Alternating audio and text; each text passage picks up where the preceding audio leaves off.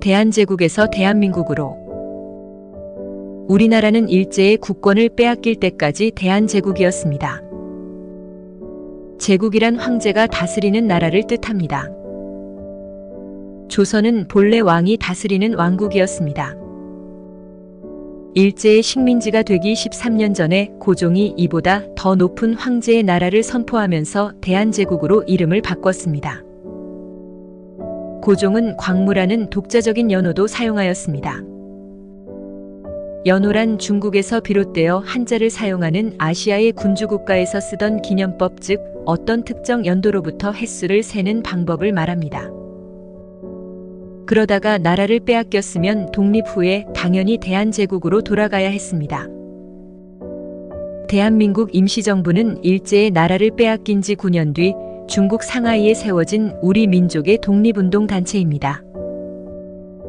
1919년 3월에 온 결해가 독립을 요구하는 만세운동을 펼친 사실은 우리 국민 누구나 알고 있을 것입니다. 그 무렵 나라 안팎에서 독립운동을 하던 민족 지도자들은 독립을 체계적으로 추진할 임시정부를 세워야 한다는 데 뜻을 같이 했습니다. 그래서 서울과 중국, 러시아 등지에서 임시정부를 선언하는 사람들이 나타났습니다.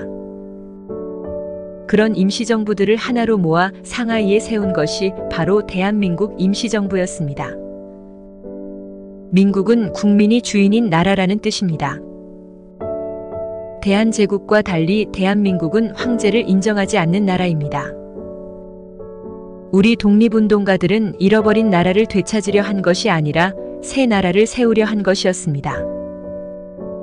조선이나 대한제국보다 훨씬 더 나은 나라를 세우기 위해 그것을 방해하는 침략자들과 싸운 것이었습니다. 처음에는 황제가 다스리는 대한제국을 되찾으려고 노력한 독립운동가들도 있었습니다. 주로 조선 왕조나 대한제국에서 높은 지위를 누리던 유학자들이 그런 노력을 했습니다.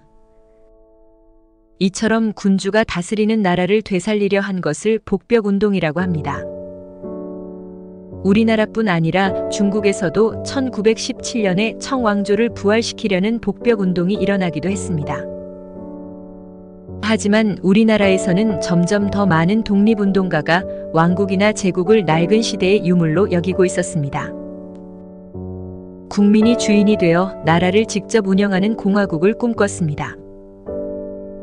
공화국이란 주권을 가진 국민이 직접 또는 간접 선거를 통해 일정한 임기를 가진 국가원수를 뽑는 국가 형태를 말합니다. 당시에는 공화국을 민국이라고도 불렀습니다. 대한민국을 영어로는 리퍼블릭 오브 코리아라고 합니다. 여기서 리퍼블릭이 바로 공화국이라는 뜻입니다. 3.1운동이 일어나기 2년 전에는 신채호, 박은식, 신규식, 조수왕 같은 민족 지도자들이 상하이에 모여 우리 민족의 독립국은 공화국이 될 것이라는 점을 분명히 밝혔습니다. 그것이 바로 대동단결 선언이었습니다. 여기서 민족 지도자들은 일제의 국가의 주권을 빼앗긴 것은 대한제국의 황제이지 국민이 아니라고 주장했습니다. 황제가 국가의 주권을 포기하면 그 주권은 당연히 그 나라의 국민에게 가는 것이지 일제 같은 바깥의 침략자에게 가는 것이 아니라는 이야기였습니다. 대동단결 선언에서 말한 것처럼 우리 국민이 황제 대신 나라의 주인이 되었다는 것을 온몸으로 보여준 것이 바로 3.1운동이었습니다. 3.1운동을 원동력으로 삼아 민족 지도자들이 한마음으로 대한제국이 아닌 대한민국 임시정부를 수립할 수 있었습니다. 그래서 우리나라 헌법 전문에도 3.1운동과 대한민국 임시정부를 자랑스럽게 적어둔 것입니다. 대한민국 헌법의 맨 앞에 나오는 전문은 유구한 역사와 전통에 빛나는 우리 대한국민은 3.1운동으로 건립된 대한민국 임시정부의 법통으로 시작합니다. 우리나라 광복절은 1945년 8월 15일입니다.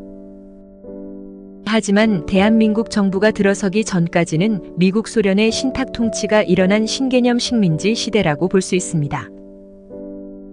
1948년 8월 15일이 공식적인 대한민국 정부 수립일입니다. 이때를 기점으로 대한민국은 신탁 통치를 벗어난 진정한 국가로 탈바꿈하게 됩니다.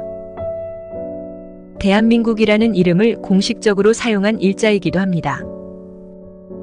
일제가 총칼을 앞세워 황제를 굴복시키고 국권을 빼앗았는데 10년도 안 되어 온 국민이 일어나 독립을 선언하였습니다. 용기는 역사를 이끌어간다고 합니다.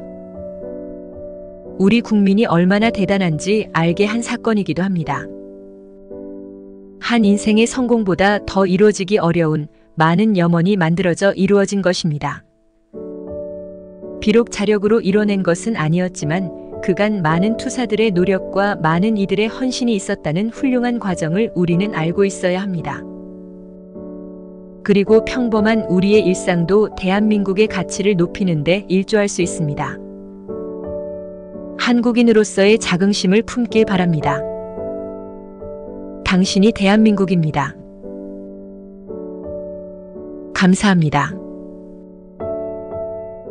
좋아요, 구독은 당신의 지식을 더욱 풍부하게 만들어줄 열쇠입니다.